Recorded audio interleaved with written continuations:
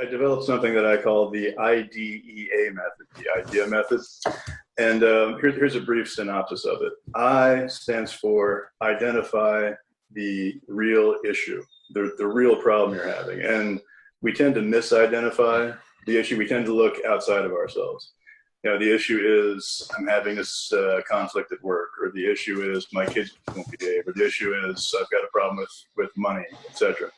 Well, given that none of those things are within your direct control, it's worth considering the possibility that the issue is not what's going on at work. The issue is your emotional and psychological reaction to what is going on at work, and perhaps your mismanagement of it, your failure to approach it in a rational fashion rather than in an emotional or knee-jerk fashion. So first, identify what the real problem is, and I recommend looking inside, which brings us to the second step. The D from the IDEA method refers to distinguishing between what Stoics call internals and what they refer to as externals.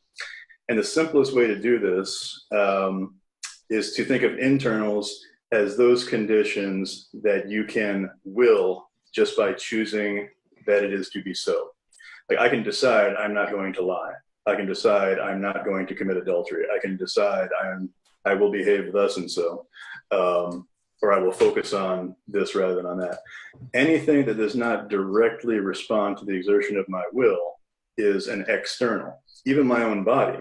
I mean, you know, if it were up to me, would I look like this? I mean, no one would choose this, right? And we age whether we like it or not. We get sick whether we like it or not. And of course, the external world, other persons and the environment and the world of politics and economics can't control any of that stuff. So distinguish carefully. If right now you and I are having this interview, right?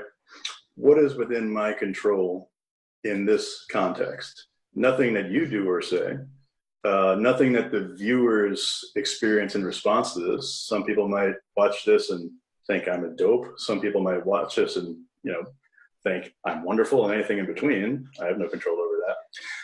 I can only control my best attempt to give you reasonably coherent, responsive answers to your questions. And indeed, even in that case, even these words that are coming out of my mouth, really not entirely strictly within my control. If I suddenly develop laryngitis, I won't be able to say these things. If I suddenly have an aneurysm, or, you know, the speech area of my brain shuts down. But my will, my attempt to be reasonable, that's within my control. E stands for exert effort where it can be effective.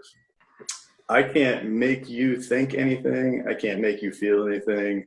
I can't make you, you know, I can't manipulate those objects I see behind you. What I can do is I can exert my best effort to be reasonable, to remain calm, even though this is the kind of experience that could make one anxious, to remind myself that I'm just having a conversation with another person, and, you know, there's really nothing especially frightening about that. I can exert effort with respect to my will, my desires, my intentions, my expectations. Right? If I came into this thinking, oh, I'm going to have an interview with the Stoic guitarist guy, and 1 million people are going to see it, my book's going to be a bestseller, that would be irrational. I'm setting myself up for disappointment. Right? Not that you're not a great guy. You're a cool guy. But 1 million, I don't know if you have 1 million viewers.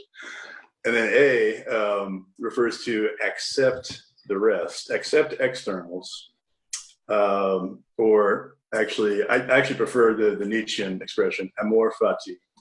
Learn to love fate. Learn to love the fate of the external world, the world as it stands, as it occurs, not merely accept it in a sense of kind of shrugging and going, what can I do? But actually learning to love and enjoy the fact that the world is so made that you and I can exist in it. We live in an anthropic universe, apparently against all probabilities. Now, whether that's because the universe was intelligently designed for things like us to eventually evolve, or whether it's dumb luck, or whether there's an infinite number of bubble universes out there in the multiverse, you know, we can have those debates, and I actually have written about that kind of stuff.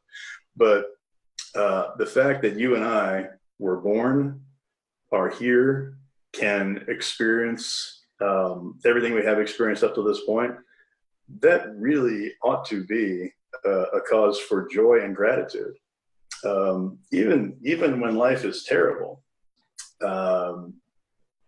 it is generally speaking preferable to the alternative.